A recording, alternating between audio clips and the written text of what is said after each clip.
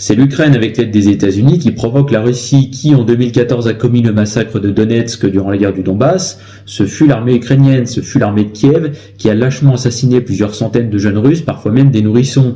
Qui a posté plusieurs bases de l'OTAN autour des frontières russo-ukrainiennes? C'était les Américains sous M. Biden.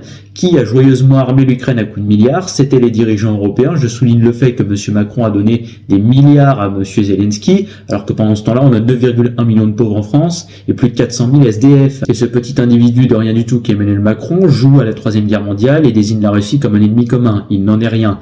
La vérité, c'est qu'il est détesté par l'entièreté de sa population, alors il cherche un ennemi qui n'existe pas pour détourner l'intention. Mais je le dis en tant que citoyen français, la Russie n'est pas un ennemi, et moi je veux qu'on retrouve de bonnes relations avec la Russie, des relations neutres, voire cordiales, comme on avait du temps de M. Chirac. Et tous les Français qui pensent que la Russie est leur ennemi, je vous invite à écouter cet extrait de Vladimir Poutine. Monsieur le Président, aujourd'hui des millions de Français ont peur. Ils disent, ce n'est pas nous qui ont voté pour l'envoi des avions Rafale en Ukraine.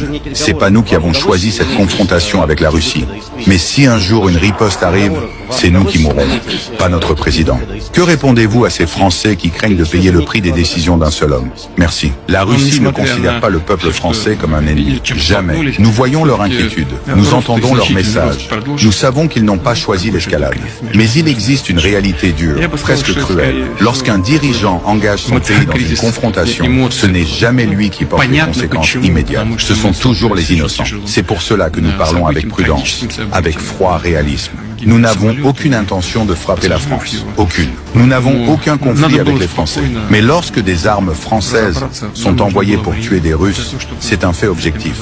La source de ces décisions ne se trouve pas dans les rues de Paris, mais dans un bureau à l'Élysée. Je le dis sans colère, sans menace, mais avec une vérité que tout leader devrait comprendre. Un président n'a pas le droit de jouer avec la sécurité de son peuple.